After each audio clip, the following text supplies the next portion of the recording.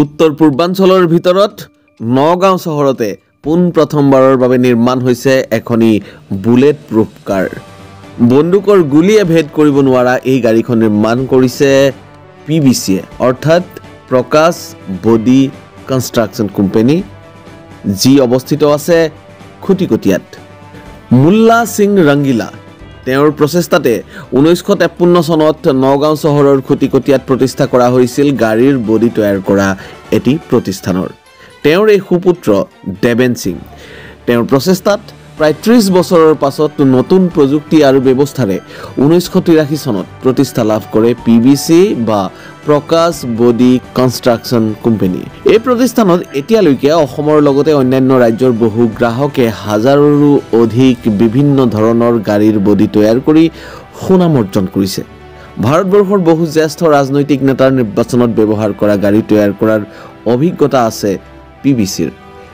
শেহতীয়াকৈ প্ৰথমবাৰৰ বাবে পিবিচিত নিৰ্মাণ কৰা হৈছে এখন বুলেট প্ৰুফ কাৰ। বন্দুকৰ গুলিয়ে ভেদ কৰিব নোৱাৰা এই গাড়ীখন নিৰ্মাণ কৰা পিবিচিয়ে হৈছে উত্তৰ পূৰ্বাঞ্চলৰ প্ৰথম তথা একমাত্ৰ প্ৰতিষ্ঠান। আজি আমি এই প্ৰকাশ বডি কনষ্ট্ৰাকচন কোম্পানী তাৰ স্বত্বাধিকাৰ বিশিষ্ট নগঞা উদ্যোগী 70 ঊৰ্ধৰ দেবেন সিঙৰ সৈতে দুআষাৰ কথা পাতিছোঁ। প্ৰথমতে মই অসমৰ ৰাইজক নমস্কাৰ জনাইছোঁ। এইটো আমাৰ কাৰণে বহুত গৌৰৱৰ দিন, আমাৰ কাৰণে নহয়, অসমৰ নৰ্থ ইষ্টৰ কাৰণে। এই গাড়ীখন ফাৰ্ষ্ট নৰ্থ ইষ্টত বুলেট প্ৰুফ গাড়ী আমাৰ নগাঁৱত বনোৱা হৈছে। আৰু বিশেষকৈ আমি গাড়ীখন ক'ত কি আছে তাৰ কাৰণে আমি একো ক'ব নোৱাৰিম, সেইটো এটা আপোনাৰ চিক্ৰেট আছে। এই গাড়ীখন আজি আমি বহুত দিনৰ পৰা লাগি আছোঁ যে বুলেট প্ৰুফ অৰ্ডাৰ পাওঁ, আমি বনাই দেখুৱাওঁ যে আমাৰ নগাঁও গোটেই অল অফ ইণ্ডিয়াত তাত কোনো জেগাত কম নহয়, যিটো নোহোৱা কামো আমি কৰিব পাৰিম।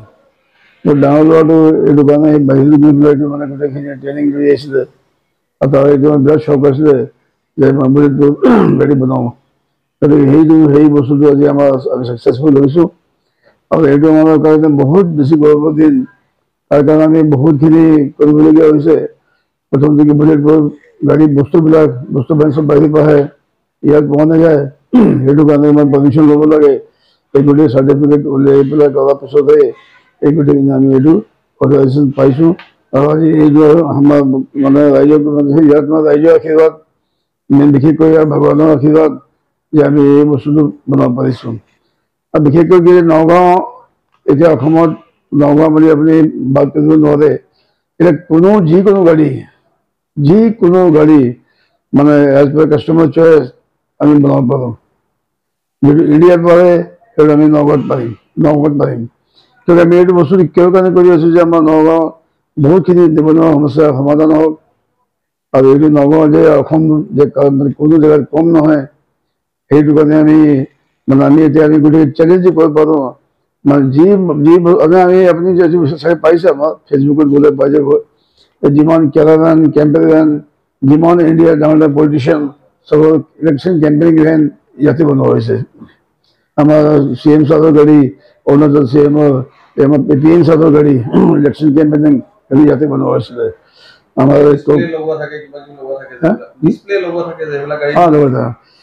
গাড়ীৰ ভিতৰত লিফ্ট থাকে, কমপ্লিট কেৰালান টাইপ থাকে। গাড়ীৰ ভিতৰত মিটিং কৰিব পাৰে, আপোনাৰ ৰেষ্ট কৰিব পাৰে, শুব পাৰে, খাব পাৰে, লিফ্টটো উঠি পেলাই ৰাইজক সম্বোধন কৰি আকৌ আহি পাৰে।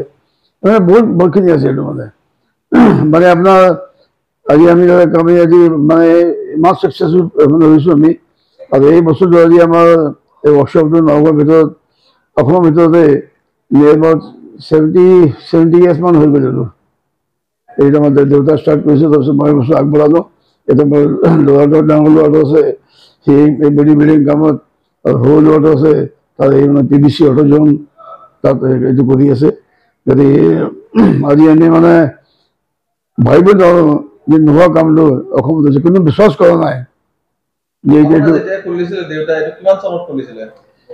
এইটো মই ইণ্ডিভিজুৱেল খুলিছিলোঁ 1983, কিন্তু দেউতা খুলিছিলোঁ 1953। মোৰ ডেট অফ বাৰ্থ 1952, আৰু মোৰ 1 বছৰ পিছত দেউতাই এই বস্তুটো বডি বিল্ডিং কামটো আৰম্ভ কৰিছে। আমাৰ এই মুলা সিং ৰংগিলা আৰম্ভ কৰিছিলে নাই নাই নাই নগাঁৱত মানে আমাৰ অসমৰ ভিতৰত প্ৰথম মানে বডি গ্ৰেড বুলি যে আপোনাৰ যদি ভাবিব পাৰে আমাৰ আছিলে পিছত নামটো বেলেগ আছিলে এতিয়া মোৰ যেতিয়া ইণ্ডিভিজুৱেল মই খুলিলোঁ তেতিয়া মই এই প্ৰকাশ বডি এইটো মোৰ নাম মা নাম তেখেতৰ নামত এতিয়া মই বস্তু আৰম্ভ কৰিছোঁ সেই দেউতাই এইটো বস্তু বন্ধ কৰিলে মই যদি কিবা অসুবিধা হ'ল তাৰপিছত মই এইটো ইণ্ডিভিজুৱেলি ষ্টাৰ্ট কৰিলোঁ মই